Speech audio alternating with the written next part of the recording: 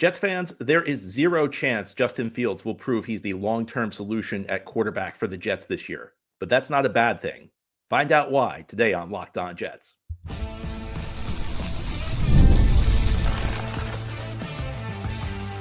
You are Locked On Jets, your daily New York Jets podcast.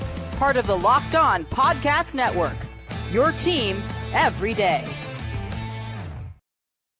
Welcome. This is the Locked On Jets podcast, part of the Locked On Podcast Network, your team every day. It is Wednesday, August 13th, 2025, and I'm your host, John B. from GangGreenNation.com. Thanking you so much for making the show your first listener, first watch every day, and a big shout out to you everydayers. This is a daily podcast covering the New York Jets with new episodes each day through the week, Monday through Friday. Today's episode is brought to you by FanDuel. Right now, new customers can get $150 in bonus bets when your first $5 bet wins. On today's show, we have our weekly mailbag. Each Wednesday, we try and do a mailbag with listener questions. Thanks so much to everybody who sent in questions. Let's begin with our first question, which is about Justin Fields. Hi, John. I know it's unlikely, but what would Justin Fields need to do this season to convince you he's the Jets' long-term answer at quarterback? I'm going to be honest with you. I don't think there's any chance that Justin Fields can prove he's the long-term solution for the Jets at quarterback this year. And the reason I say that is I don't think there's any quarterback who in 1 year can prove something like that. In the NFL, coaches adjust from year to year.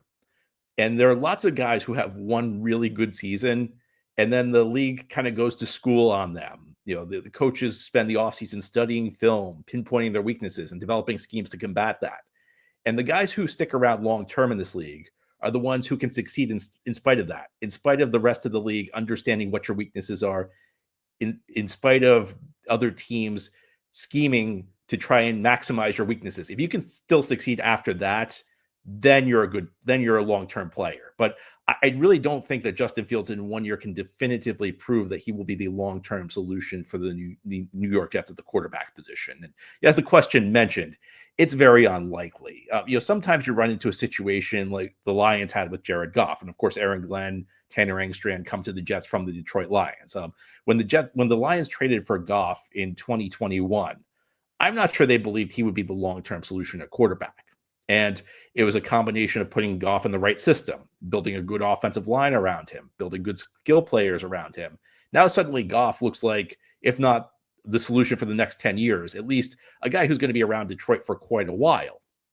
But you also have to remember that Fields is kind of a reclamation project. The Lions got Goff at a low point of his career, but Goff had been a very successful quarterback in this league. He, in Los Angeles, had a couple of 4,600-yard passing seasons. He started a Super Bowl, whereas Fields is a guy on his third team in 5 years. Fields is a guy who failed with his original team in Chicago and was traded for only a late-round pick a year ago to the Pittsburgh Steelers. So there's a long way to go for Justin Fields. And I don't think the objective for Fields this year is really to play at a level where you feel totally convinced he's the long-term quarterback for the Jets, because I think that the goal is really just more play well enough that you can start in 2026 for the Jets. Make enough progress to keep this thing going. Make enough progress where the Jets say, you know what, this guy is worth keeping around. It's very unlikely Fields is going to play at a top 10 quarterback level this season for the New York Jets. You don't go from being kind of a bottom of the league starter to being a top of the league starter. There's a certain level of improvement that's realistic. And I don't think it's terribly realistic to think that Fields is going to get to the point where he's playing so well that you're saying, you know what, this guy's got to be here for the long run. And like I said, even if he plays at a super high level, you still need to see it in year two. So none of this, there's really nothing he can do. And I think that the best metaphor I can use was actually the drive that Fields led the Jets on in the exhibition opener against the Green Bay Packers, because it was a good drive and the good outweighed the bad. There was still bad in that drive, though. He missed the one pass he threw that was an incompletion should have been completed. It was an easy pass to Garrett Wilson that he just misfired on. And on the touchdown, and maybe this one particular play kind of tells the story of what the Jets are hoping for from Justin Fields this year. Tanner Engstrand schemed up another really easy completion to Garrett Wilson. He moved Garrett in motion. The Packers were just out leveraged. It should have just been easy toss to Garrett Wilson for a first down. And for whatever reason, Fields stared it down. He did not fire the football when he should have. And I watched this play over 5-6 times, and I thought maybe he was disrupted by the pass rush because the Packers ran a stunt up front, and he saw like defensive tackle kind of looping around, but his ball should have been out before the defensive tackle started looping around. So the play started with something bad for Fields. It turned into something good though, because once he failed to throw the ball to Garrett Wilson, his eyes dropped. He saw that there was daylight in front of him. He took off. He made a guy miss an open field, and he scored a touchdown. Justin Fields is a quarterback who adds certain things to the table and takes certain things off the table. And that particular play was a great example of that, where he just didn't throw the ball on, which was pretty much a gimme completion. I mean, Tanner Engstrand could not have done a better job getting Garrett Wilson open. And by the way, one of Tanner Engstrand's biggest responsibilities this year is to figure out how to make life easier for Garrett Wilson, because Garrett's going to be the focal point of other teams' defensive schemes. Teams are going to try and take Garrett away. And from that standpoint, I think you had to be encouraged by what you saw from Tanner Engstrand, because Tanner Engstrand got Garrett in motion on that play, got him a free release, got him an easy route to run against the defense that wasn't really in position to cover him. So, very encouraging for Tanner Engstrand from that standpoint. But Fields, did something bad on the play. He did something good. That's going to be true throughout the season. Justin Fields will miss some plays that are really easy. That's what he's done through his career. That's the reason he's on his third team in 5 years. But inside Justin Fields is ability to make up for that. Unfortunately, we haven't seen enough of that. We've seen flashes of Fields' ability to make up for the plays he missed. We haven't seen those happen consistently enough, though.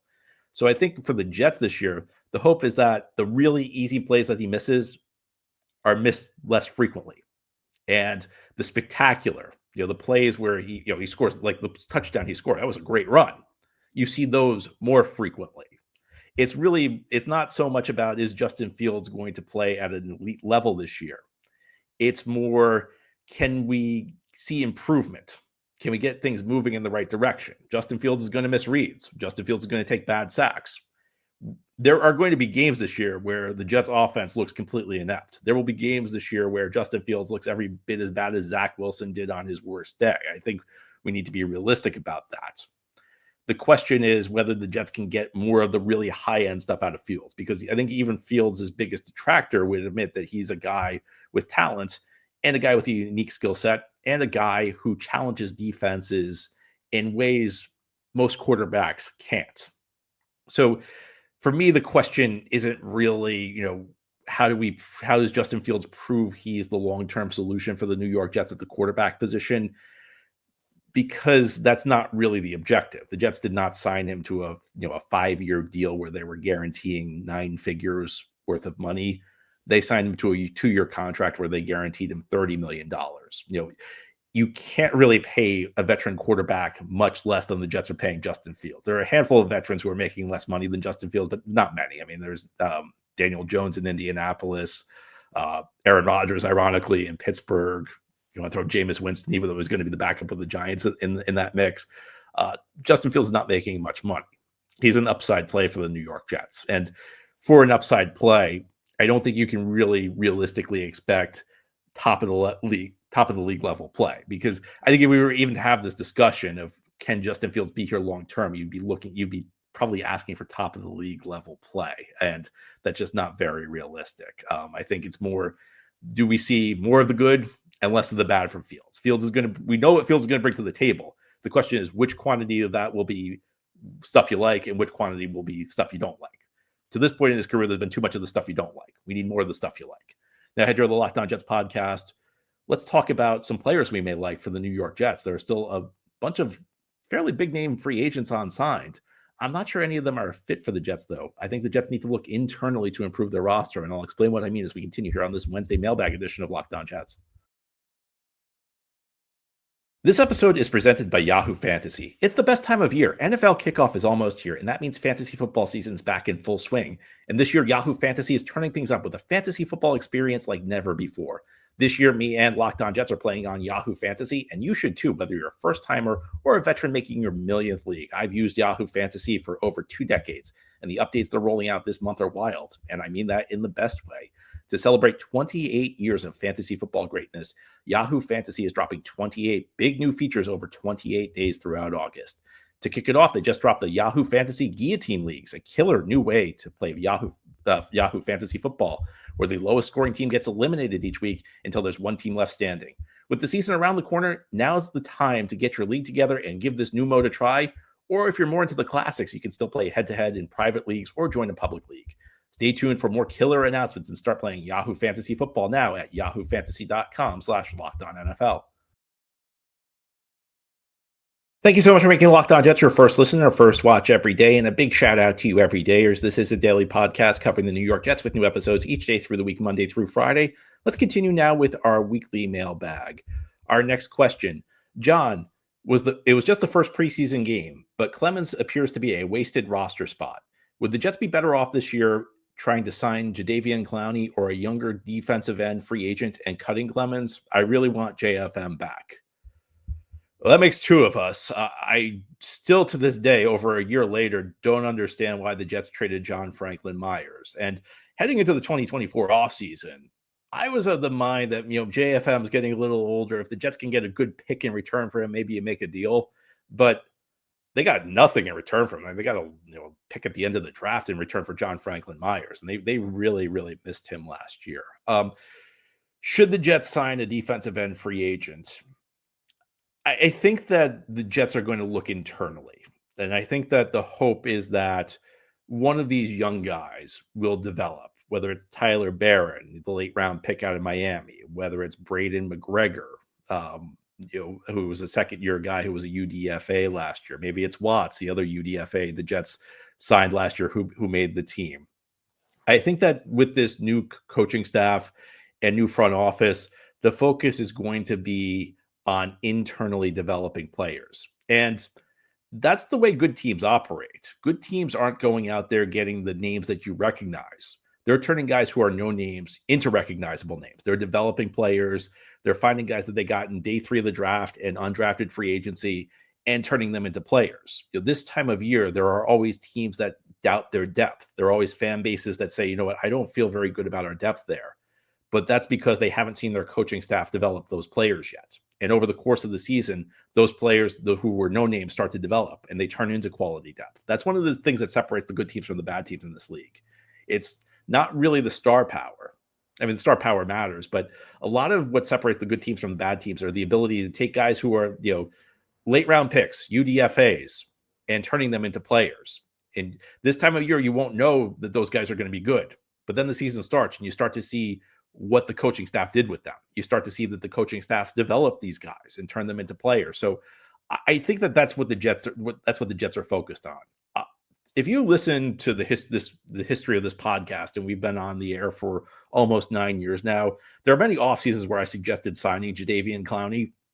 I think that he was a guy for much of his career who was underrated. I think part of that goes with he had such high expectations when he entered the NFL. He was drafted number 1 overall in 2014. And people thought he was going to have a Myles Garrett kind of career. And he hasn't really reached those heights, but he's still been a very good player. There have been many points where I think Jadeveon Clowney would have made a lot of sense for the Jets. I think for the Jets now, the focus is all about developing your guys internally. And one of the challenges for the Jets is that they have not been a good job at turning late round picks into players. That was true under Mike Tannenbaum. It was true under John Idzik. It was true under Mike McCagnon.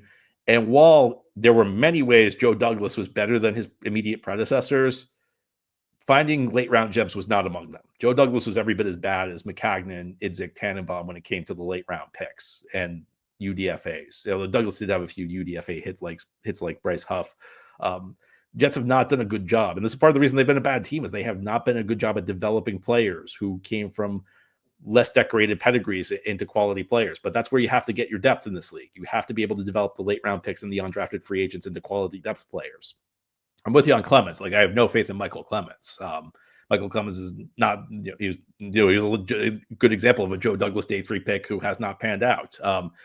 Just need to do better with those guys going forward. Next question. Are there any current veterans on the market you would have interest in seeing the Jets sign at this point? Zadarius Smith still seems like a solid option who could be defensive end 3. This would allow you to cut Clemens and allocate some of the savings towards him. So lots of people want a defensive end because they just want Clemens out of here. That's the takeaway I have from that question. The guy who, if he was healthy, I think would be a good signing would be Christian Wilkins, who was just recently released by the Raiders. He's a good defensive tackle. I think he could solve a lot of the Jets' problems because we don't really have a great group at the defensive tackle position outside of Quinn and Williams. I mean, I still have some hopes for Leonard Taylor. There were another good performance or two from the defensive tackles in the preseason opener. But Wilkins is a starting caliber defensive tackle.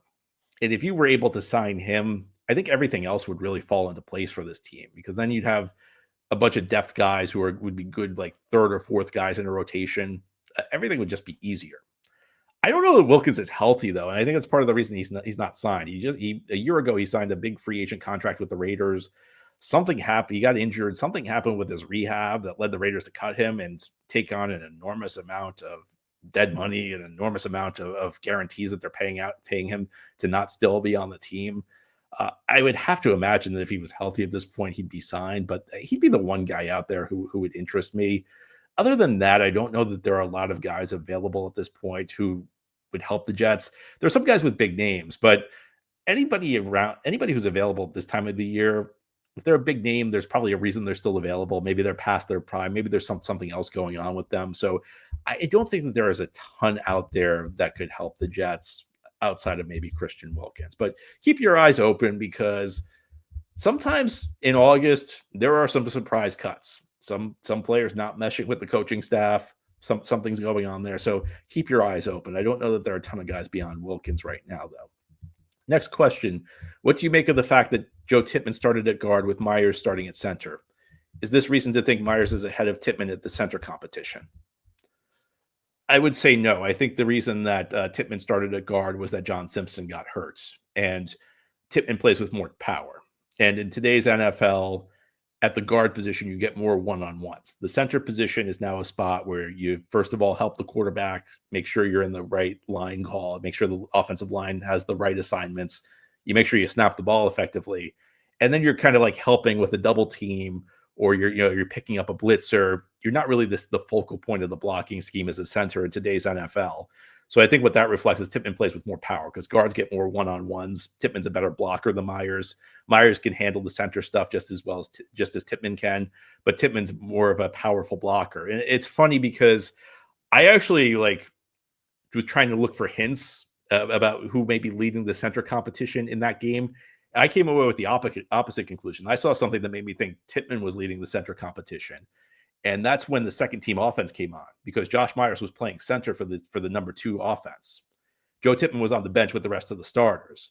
So what that told me is that, and maybe this will change this week. Maybe, this week against the Giants, Tippmann will be in with the 2s. But Josh Myers was the guy getting the second team reps, not Joe Tippmann at the center position. Right now, Myers is probably the top backup on the interior offensive line. So if a guard, Simpson, gets hurt, or if AVT gets hurt, Tippmann probably shifts over to guard and Myers comes into center, because Myers is an experienced center. I think Myers will be one of the best backup interior offensive linemen in the league, because you don't have many backup interior offensive linemen who have 50 games of starting experience under their belts and 50 games that are recent and pretty decent. But I think that my guess would be that Tippmann's leading the center competition, because historically he's been a better player. And again, I was actually looking for this on Saturday night, and I saw that Myers was playing with the 2s. Now, if you're on the Locked On Jets podcast, let's turn our attention to Breece Hall. Lots of speculation going on about Breece Hall right now. Could he be traded in season? Is there any chance he could stay with the Jets after the season? It depends. It depends on how this season goes. And it also depends on whether the Jets want to keep him. And I'll explain what I mean as we continue here on this Wednesday mailbag edition of Locked On Jets. Today's episode of Locked On Jets is brought to you by FanDuel. Summer sports are in full swing, and whether you're all about baseball under the lights, golf on the green, or high-stakes soccer action, FanDuel is the best way to make every game more exciting. You're already following the action. Why not make it a little more thrilling? With FanDuel, you can get in on the game while your friends are getting sunburned on the beach. Baseball in full swing right now. We wish the New York teams were playing a little bit better. Yankees and Mets both struggling, but FanDuel is the place to get in on the action. And you can also look forward to the NFL season. Jets currently over under 5.5 wins on FanDuel. Not much love, but if you think the Jets can win, again, FanDuel's the place to be. Are you new to FanDuel? New customers can bet $5 and get $150 in bonus bets if your first bet wins. Open the FanDuel app today or visit FanDuel.com to get started. Again, the FanDuel app or FanDuel.com to get started. This is the Locked On Jets podcast. We're doing our Wednesday mailbag show today. Let's continue. Our next question: is there anything short of having a Saquon/Derrick Henry type season Breece can do to remain a Jet next year? A lot of this comes down to his contract demands, because I think if Breece came in and offered the Jets a team-friendly deal right now, they very well might take it. The question I ask, though, is if Breece does not have a big breakout season this year, how big of a deal is it if he leaves? When Breece was in his rookie season, before he got injured, he looked like he was going to be a special back. He looked like he had top 5 back in the NFL potential. He looked like he was one of the handful of running backs who could carry an offense. And he did carry the Jets offense through a 4-game winning streak in the autumn of 2022. Since he's come back from the injury, you've seen flashes of the old Breece, but he hasn't looked like a difference maker. And at the running back position, there are really only a handful of players worth paying, and those are the guys who are the legitimate difference makers. It is possible that Breece comes back if he doesn't have like the monster season like Saquon Barkley or Derrick Henry. I don't think he needs to hit that threshold. I think, if he was like a top 5 or 6 back in this league and he was a step below Saquon or Henry, the Jets would probably be interested in bringing him back. And I think if Breece went to the Jets today and offered them a contract, he's all signed long-term deal for like $6-7 million a year, I think the Jets would sign up for that. But I do think there's a lot on the line this season. There seems to be a perception wrong in the Jets fan base that Breece Hall is going to get a huge money contract this coming off season. I think he's got to prove it. I'd actually not convinced that Breece Hall is getting monster money if he hits the open market at this point. A lot of that comes down to how well he plays. And if he has a big season this year, then the Jets will certainly want to keep him. If he doesn't, though, I do think that, there's a question, is he really going to be that much, there's a scenario where he's just about as good as Braylon Allen or Isaiah Davis. And in that world, I think it would be easy for the Jets to let him go. So I think a lot of this comes down to like, how much does Breece want? But it also comes down to how well he plays this season. I don't think he needs to be the best back in the NFL, but I do think he needs to be better than the back he was in 2023 and 2024 for it to really make sense for the Jets to try and bring him back this offseason. Next question comes from Taylor, who writes, "Hey, John, now that we are rapidly approaching the season, which Jets unit are you most optimistic about and most pessimistic about? I'm personally bullish on the offensive line, where I think the sky's the limit, but I'm deeply pessimistic with our ability to win big with the current quarterback room." So I think that in terms of pessimism, wide receivers near the top of my list, and that's because you have Garrett Wilson, and I'm very optimistic about Garrett Wilson. I think he's going to have another 1,000-yard season. But after him, it's not just that you don't have proven commodities, it's that there's a discernible lack of upside.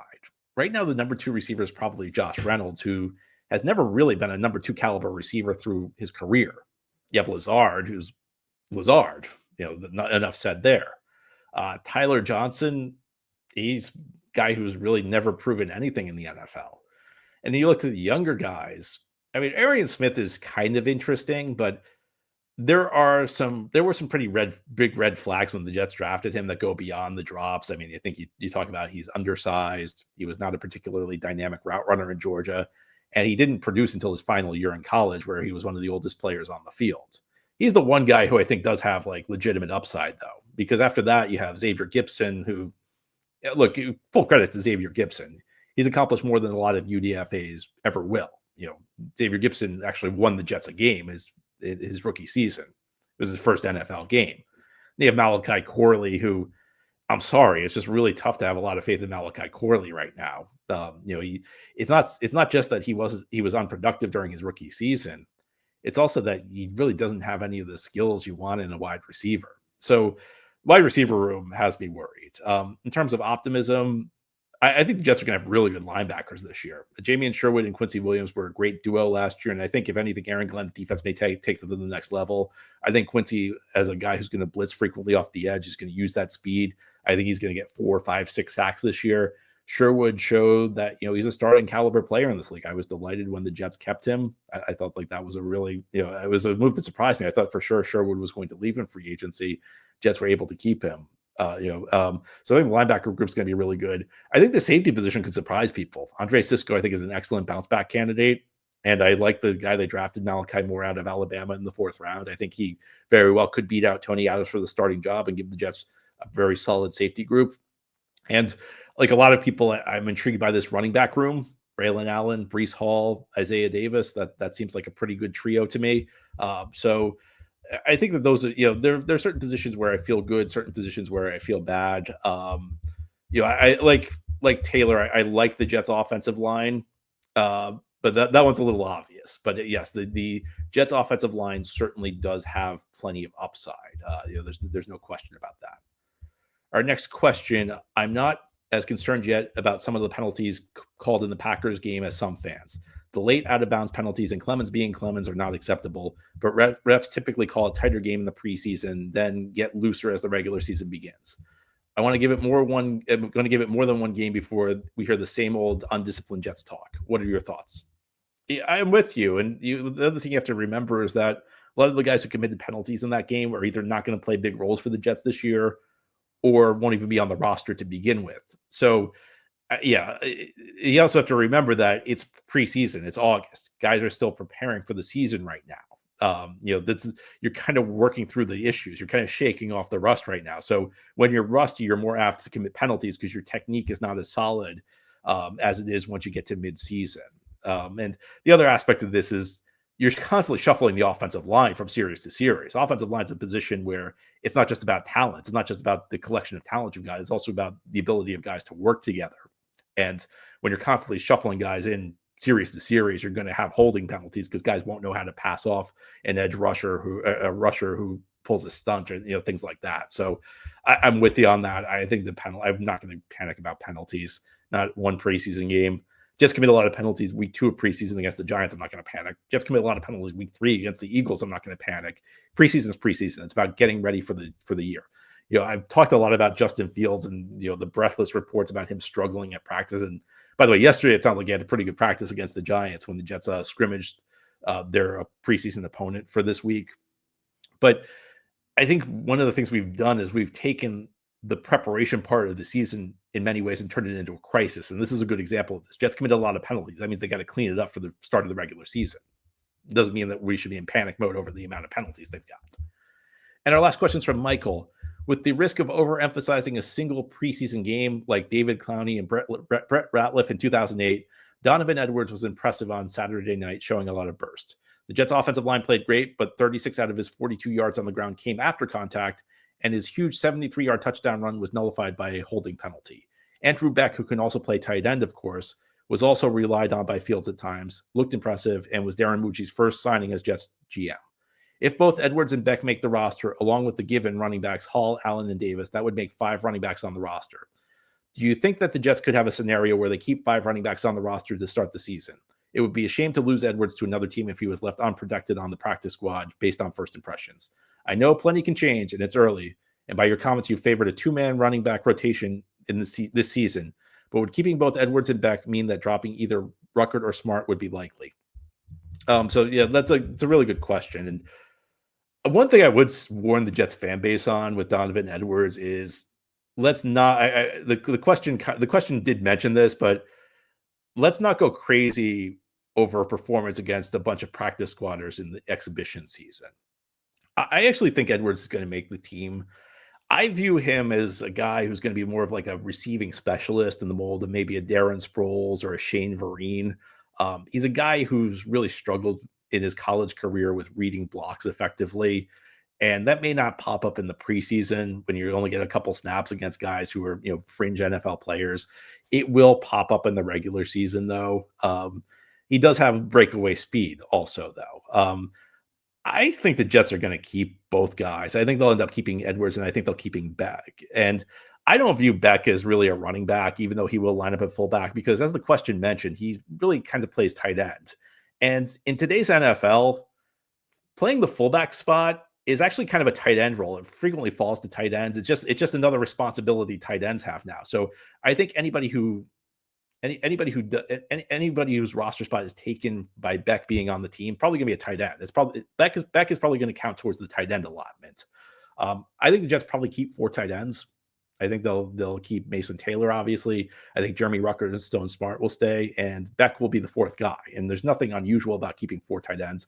There's also nothing unusual about keeping 4 running backs. And I would say that, especially considering that the Jets are going to be a run-first team this season, there's logic to keeping an extra back or two, but I don't think that there's anything unusual about keeping 4 tight ends and 4 running backs. I think that's actually pretty par for the course. And yes, I do think that we're eventually going to get to a 2-man running back rotation of that's more about who gets the carries. That doesn't mean we're going to keep less running backs on the roster. That just means that instead of giving 3 running backs carries, we'll give 2 running backs carries, and the other running backs will be on the bench as backups.